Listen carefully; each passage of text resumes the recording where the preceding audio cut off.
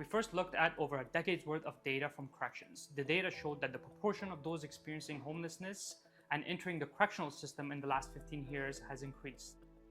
The data from corrections only provided a limited picture of a much wider problem.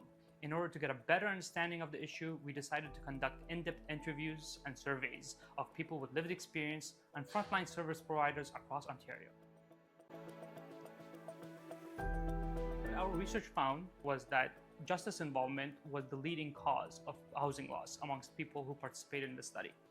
In addition, our research also found that incarceration perpetuates homelessness and it keeps individuals in a cycle and a revolving door. Unsurprisingly, another finding was that there's limited resources and significant gaps in the services provided for individuals involved and caught up in the system.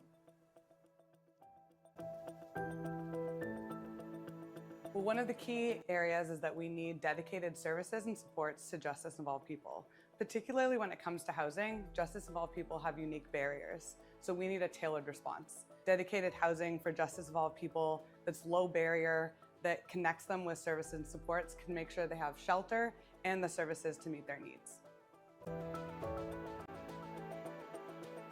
There's three main reasons. So the first, housing is a human right.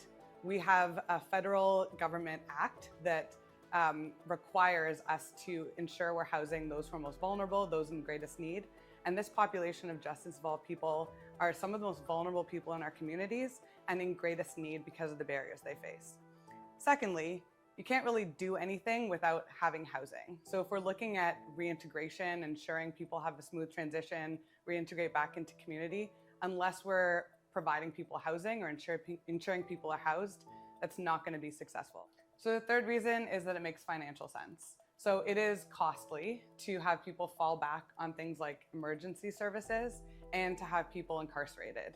And it's a much more cost-efficient option to look at things like supportive housing and to make sure people have affordable housing options in the community and access to their services they need. So for more information, check out our newest report, Locked Up, Locked Out. And we also have other reports on housing and other issues on our website.